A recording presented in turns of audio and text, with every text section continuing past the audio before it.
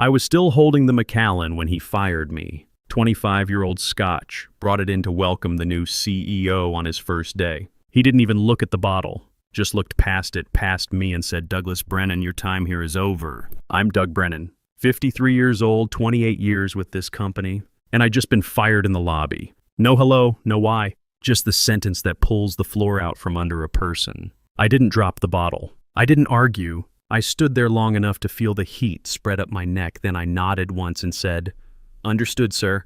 I set the Macallan on the reception desk and walked to my office. The lobby went quiet. The receptionist stared. A junior operations manager half rose from his chair and sat back down. Everyone watching, waiting for me to make a scene. I didn't. 28 years I'd given this company. Started as a logistics coordinator when we had 3 trucks and a dream. Built the vendor network one late-night phone call at a time. Pulled failing contracts out of nosedives. Trained people who now had corner offices. It had cost me plenty, including a marriage that ended because I couldn't leave work at the office. But I told myself it mattered because the results were real, because I was building something that would outlast whatever name sat in the CEO chair. Apparently that name decided I was disposable before he figured out where the bathrooms were. I packed slowly. A photo of my kids when they were young. A coffee mug from our first major client. A stack of handwritten notes from my team. Thank yous and inside jokes, small anchors that kept me honest on hard days. I placed the bottle of Macallan on top of the box. My phone buzzed in my pocket. Carol, texting from the hospital. "How's the new boss?" I stared at the screen. Couldn't tell her. Not now. She was halfway through chemo round 2. She didn't need this on top of everything else. I typed back, "Tell you tonight," then put the phone away. People watched as I carried the box out. Some mouthed, "What happened?" I gave the smallest shake of my head. Not here, in my truck. It hit me in waves. Humiliation, then anger, then something sharper. Focus. On the drive home, the anger faded, but the focus stayed. Firing me on his first day, before a single meeting, before asking what projects were in motion. He had no clue. 3 days earlier, I'd sat in a glass-walled conference room across from Shipley Manufacturing's general counsel and COO. Final pass on a supply agreement a year in the making. One that would underpin our expansion for the next 5 years. We'd cleared pricing, timelines, logistics headaches you only notice once trucks start rolling. Then their counsel, Louise Treadwell, slid a final page across the table. "Key person clause," she said. "We've been burned before." My name was there in black ink. Project Director of Record. Continuity of leadership on our side wasn't a courtesy. It was a condition. If I left the company or was reassigned without mutual written consent, Shipley Manufacturing could terminate immediately. No penalty to them. And we'd forfeit the onboarding credit line we were counting on to finance the ramp. I knew why they wanted it. I also knew we needed the deal. So we negotiated. Tight timelines, limited carve-outs, clarity on what reassignment meant. And then we signed. I left that room with 2 things, their trust and a document that made me the hinge the door swung on. I didn't tell anyone at the office beyond the usual approvals. The red lines were legal. The signatures were in the deal room. The clause was in the version control system that pings whenever anyone alters a comma. It wasn't a secret. It was just something you only see if you look. He hadn't looked. At home, I set the box on the kitchen table and stared at the Macallan until condensation started beading on the glass. I thought about calling my ex-wife, who would have said "I told you so" about loving that job more than anything else. I thought about Carol in that hospital bed 3 miles away, the IV drip, the insurance card in my wallet that would expire in 30 days if I didn't get this sorted. That part wasn't about pride or dignity. That was survival. My phone buzzed with messages from the team. I didn't respond. Not yet. I wasn't going to run back waving a document like a victory flag. I wasn't going to text the new CEO a list of reasons he'd made a mistake. A person who believes power is a stage prop doesn't hear reason. They only hear applause or silence. I gave him silence. I opened my laptop, forwarded nothing, printed nothing. I wrote down in a private notebook everything that had happened from the moment I walked into the lobby to the moment I closed my front door. Names, words, small details I knew memory would blur by morning. Then I closed the notebook and made dinner. Underneath the embarrassment was a different feeling. Relief. Not relief at losing a job I'd bled for, but relief at finally seeing the truth of the place I worked. Some people wear their values like a uniform. Others only when the weather suits them. I barely slept. Kept dreaming about work, about missing deadlines, about locked doors I couldn't open. Morning light sharpened everything. I brewed coffee and opened my garage. My '67 Mustang sat there, chrome gleaming, a project I'd been restoring for 5 years. I grabbed a polishing cloth and worked on the hood, thinking through angles. Strategy always came easier with my hands busy. I didn't need to make the first move. The company would. Shipley Manufacturing's onboarding packet triggered automatically once all signatures were verified. It included a welcome note, access credentials, and a polite reminder of the key person clause. We value continuity. If circumstances change, notify us immediately. Legal received the same packet. Finance received the draw schedule tied to that contract. I poured my coffee and watched steam rise. Somewhere in an office with a view and a nameplate not yet screwed straight, a notification pinged. Then another. By the time I set the mug down, my phone was vibrating across the counter. When my phone rang that morning, I let it buzz until the screen went dark. Then it lit up again. Same number, Meridian's main line. I knew if I answered, a floodgate would open and I wasn't ready. By the third call, curiosity got the better of me. I swiped. Doug, a clipped voice said. It was Paula Kowalski, executive assistant to the CEO. For as long as I'd been there, she'd been the one keeping chaos from spilling out of that corner office. Always professional, rarely emotional. But today I heard something new in her voice. Panic. You need to come in, she said. No greeting, no pleasantries. There's an issue. I don't work there anymore. Remember? Doug, listen. She lowered her voice like someone might overhear through the phone.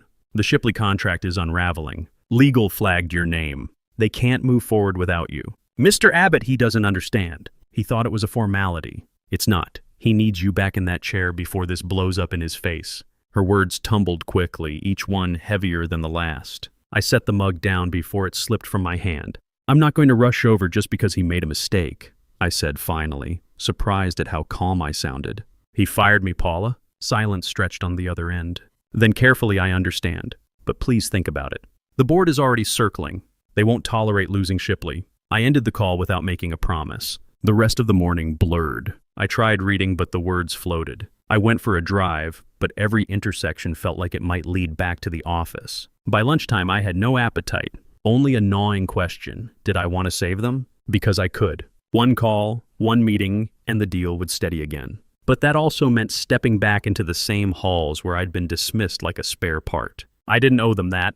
Still, I owed myself clarity. So I did something I hadn't done in months. I called Malcolm Donnelly, an old colleague who'd retired early to consulting but still kept an ear to the ground. If anyone knew what was really happening inside, it would be Mal. He picked up on the second ring. Doug, I heard. You okay? I'm fine, I lied. But tell me straight. How bad is it? He didn't hesitate. It's bad. Word spread fast that you were out. Shipley's people apparently called their counsel twice this morning asking for confirmation. When they didn't get it, they froze the contract. The new CEO, this Abbott kid he tried to bluff in front of the board, said he was restructuring, but someone pointed out the clause. He looked like he'd been hit with a brick. I leaned against the counter, gripping the edge until my knuckles went white. They'll try to pull you back in, Mal continued, tone softening. But if you go, make sure it's on your terms. Don't let them sweep this under the rug. They need you more than you need them right now. His words echoed after we hung up, on my terms. That evening, as the sun dipped low, I opened my laptop again. My inbox was flooded. Messages from teammates, from legal, even from accounting. Most were polite, urgent, professional. A few carried a note of desperation. But one stood out. It was from Paula again. Just 4 words, please call me tonight. I didn't reply immediately. Instead, I opened the scanned contract. Line by line, I traced the clause that now held the entire company hostage. My name wasn't just ink on a page. It was leverage. Proof that my work, my presence had weight. And for the first time since being fired, I felt the balance shift. Not in their favor, in mine. I closed the laptop and sat in silence, watching the city lights blink on through the window. Somewhere in that glittering grid, he was pacing, scrambling, trying to stitch together authority he hadn't earned. This wasn't just about a job anymore. It was about respect, dignity. About whether 28 years of loyalty could be erased by a careless decision, or whether I would finally demand what I was worth. I picked up my phone, not to call Paula, not yet, but to draft a message. 7 words, nothing more. We can talk. My conditions, not his. I stared at the unsent text for a long time, then finally tapped send. Paula called within a minute. What conditions? She asked, voice low like she'd stepped into an empty corridor. I want a written reinstatement retroactive to the day I was fired, I said. Full authority over Shipley Manufacturing with no interference. I report directly to legal on this one, not to Abbott. If anyone tries to reassign me without the client's written consent, the contract stands and I walk with severance intact. Also a non-retaliation clause. She was quiet, taking it down. I'll get legal and HR in a room. Can you come in? I'll come as a visitor, I said. No badge until I sign. When I pushed through the lobby doors the next morning, the air had that charged stillness you get before a storm breaks. Faces lifted, conversation stopped mid-sentence. The bottle of Macallan sat on the receptionist's shelf, and a too small vase of flowers someone had tried to turn into a gesture. I kept my eyes on the front desk. Mr. Brennan, the receptionist said, relief clear in her voice. They're expecting you. Security issued a visitor sticker like I was any other outsider. The elevator ride felt longer than usual. The conference room smelled like old coffee and recycled air. The air conditioning hummed in the background, a steady white noise that made everything feel suspended. Paula met me at the conference room. She looked exhausted, the kind of tired that comes from holding a building together with duct tape and hope. General counsel is inside, she said. HR too. Howard Lindgren sat at the table, gray at the temples, reading glasses perched on his head. Carol Fitzpatrick from HR sat beside him with a folder already open. No CEO, Doug, Howie said, standing. Thank you for coming. I'm here for the contract, I replied, taking the seat closest to the door. Making the boundaries clear. He nodded, slid a draft across the table. Reinstatement letter. Retroactive addendum assigning me sole authority over the account for the duration of onboarding. Non-retaliation language. They'd remove subject to business needs where it could weaken my autonomy. I read every line, pen uncapped. Strike subject to operational review, I said, tapping a sentence. That phrase is a loophole. Howie scratched it out without argument. The door opened. Preston Abbott walked in, all polished impatience. He didn't look at me at first. He looked at the papers. What are we doing? He asked too loudly. Repairing what you broke, I said, not raising my voice. His jaw worked. We don't negotiate personnel decisions with employees. You do when a client has a key person clause, Howie said evenly. We're exposed. Abbott took a step closer to the table. I'm not comfortable with this reporting line. He should report to me. You're not listed anywhere on the Shipley governance grid, I replied. They don't know you. They do know me. That's the point. He glanced at Carol, looking for an ally. She kept her eyes on the folder. This isn't personal, I added. It's continuity. Either we honor what we signed or we admit we agreed to terms we didn't read. Howie slid him a copy of the executed contract, a yellow tab marking the clause. He stared at it, then at me, the posture of a man who had expected the room to bend and found it stubbornly square. Fine, he said, but the word came out brittle. Sign it. I will, I said, after one more thing. A joint email to Shipley Manufacturing from legal, confirming my status and clarifying no changes will be made without their consent. It goes out before I step into any call. Howie nodded, agreed. Abbott's mouth thinned. We are not apologizing to a vendor. They're not a vendor, I said. They're our partner, and today our lifeline. The room went quiet. For a moment, I thought he might derail the whole thing out of pride. Instead, he gave a tight smile and took a seat as if choosing to be magnanimous. We worked through the document line by line. When I finished, I slid the pen back and pushed the papers toward Howie. This language I can live with. Paula reappeared at the door, her face pale. Sorry, she said. This can't wait. Abbott exhaled. What now? She handed Howie a printout. Shipley's counsel forwarded a screenshot. Someone posted on the company LinkedIn. Day 1. Cutting legacy overhead. Time for fresh thinking. It went live half an hour ago. All eyes moved to Abbott. A red blotch crept up his neck. That was a scheduled post, he said. Generic. It wasn't about anyone. It doesn't matter what it was about, I said. It's how it reads. And it went up while their legal team was requesting assurance about leadership stability. Howie pinched the bridge of his nose. We'll delete it now and acknowledge the misstep in the email softly. Then we confirm continuity. Abbott bristled. We are not admitting fault on a public platform. Then we admit it privately to the only people who can tear up our contract without penalty. Howie replied, voice calm but steel-threaded. Choose your pride or your runway. He said nothing. You could tell the board had made up their minds already. I drafted the body of the message. Concise, unambiguous, no flourishes. Continuity confirmed. Authority clarified. Commitment reaffirmed. Howie read it, nodded once, and hit send from legal's account. Credentials? I asked. Limited access, Carol said. Deal room only. She slid a temporary badge across the table. It expires in 72 hours. It will restore your email with legal hold protections. I tucked the badge into my pocket. At the threshold, I paused. One more thing, I said, turning to Abbott.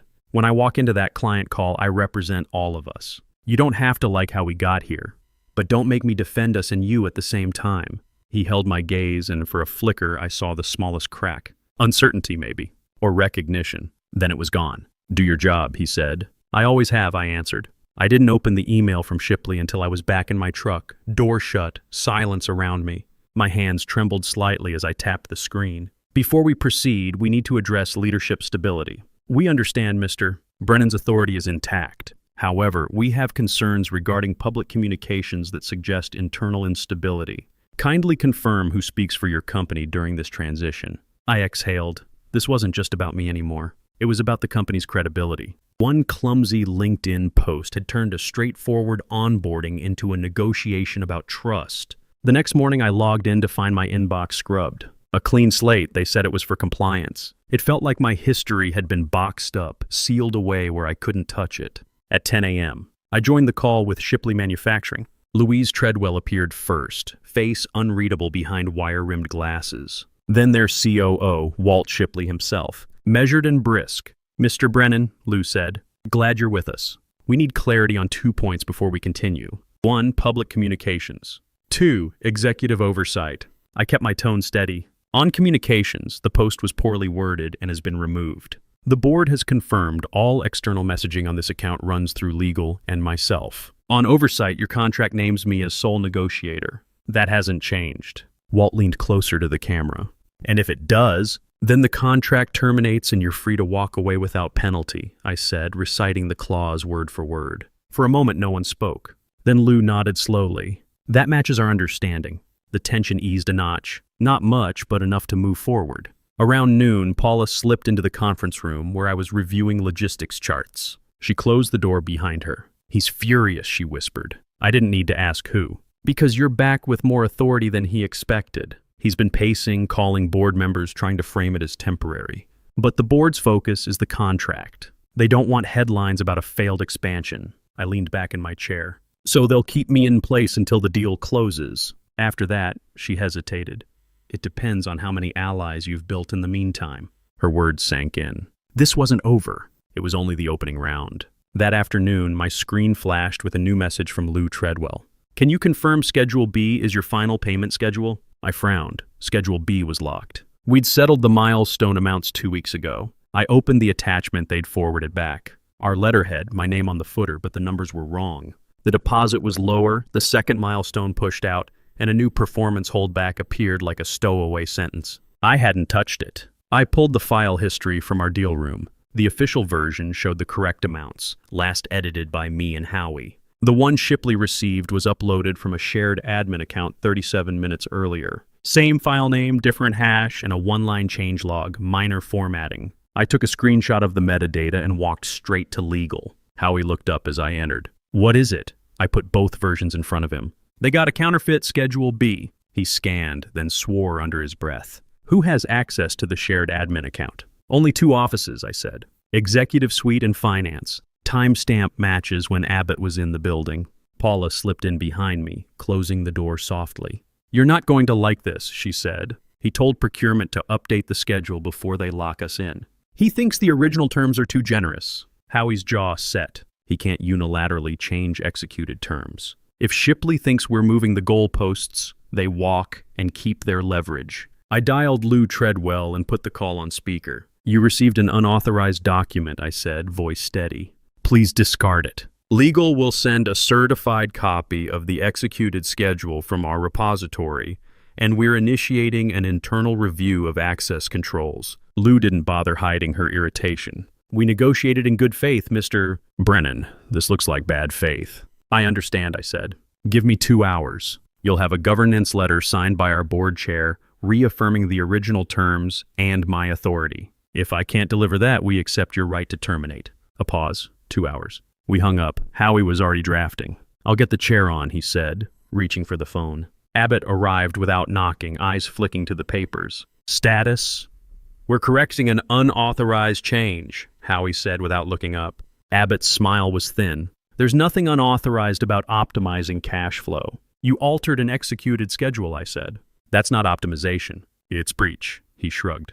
They'll accept the new timing. They need us as much as we need them. That's what I'm here for, to optimize our position. Contracts are negotiable until they're in production. This one isn't, Howie said flatly. It's executed, signed, legally binding. Not with a key person clause and a termination, right? Howie continued. And not when the edit came from an account controlled by your floor. Color rose in Abbott's face. Are you accusing me? I'm stating facts, Howie replied.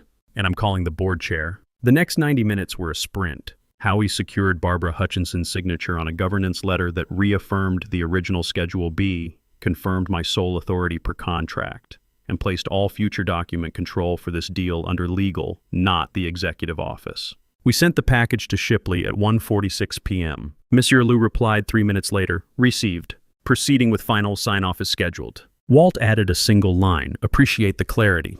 When the door finally closed, the room exhaled. Abbott didn't. He pointed at me. You went over my head. No, I said. I followed the contract you didn't read. We filed into the boardroom with our paper trail, the screenshots, the access log, the governance letter. Barbara Hutchinson listened, asked precise questions, then turned to Abbott. Did you authorize an edited schedule after execution? He chose the worst answer. I authorized a sensible adjustment. And did you route it through legal? Silence. Then number. You could tell the board had made up their minds already. Effective immediately, Barbara said. You are removed from all matters related to this account and placed on administrative leave pending an external review of document controls and compliance. HR will follow up. He laughed once, disbelieving, then looked at me as if I'd pulled a trap door. For a second, I almost felt bad for him. He'd walked into a company he didn't understand, tried to make his mark too fast. But then I remembered standing in that lobby, holding whiskey for a man who couldn't spare 10 seconds for a handshake. His ego did him in. He left without another word. We signed with Shipley that afternoon. No champagne, no confetti, just quiet handshakes on a clean call, a calendar invite for a site visit, and a shared understanding that trust had been dented and then repaired with work, not speeches. Weeks later, the external review concluded. Abbott resigned to pursue other opportunities in a 3-sentence memo. His father, the board member who'd pushed for him, called me personally. I'm sorry, he said. I pushed for him. I was wrong. I didn't gloat. Just said, appreciate that. My role was made permanent. Chief Operating Officer, reporting to the board. They offered me a board seat. I declined. I'm an operator, I said, not a politician. They also offered equity, 10% vesting over 3 years. That I accepted. That evening I drove to the hospital. Carol was sitting up, looking better than she had in weeks. So, she said, how'd it go with the new boss? I smiled. It worked out. Insurance is secure. Treatment continues. And I got a promotion. She squeezed my hand. I never doubted you. On my first day in the new office, Paula brought in a plant. Sturdy leaves, low maintenance. No flowers, she said, a small smile. They look nice in the lobby and wilt by morning. I set the plant by the window and thought about the moment I'd stood frozen, clutching a bottle of whiskey for a man who didn't bother with a hello. I'd thought I was powerless then. Turns out I'd only forgotten where my power actually lived. In the paper I'd earned, the people I'd shown up for, the standards I refused to lower, even when it would have been easier to disappear. That evening, Len Castellano stopped by. He'd been promoted to Chief of Staff, finally getting the recognition he deserved after 25 years of keeping the trains running. He set the bottle of Macallan on my desk. Someone had salvaged it from the reception area. Figured you earned this, he said. I opened it, poured 2 glasses, and handed him one. To competence, I said. Quiet, boring competence. Len raised his glass. And to patience, Mr. Brennan. Patience wins. We drank to that. It wasn't revenge. It was repair. And that was enough.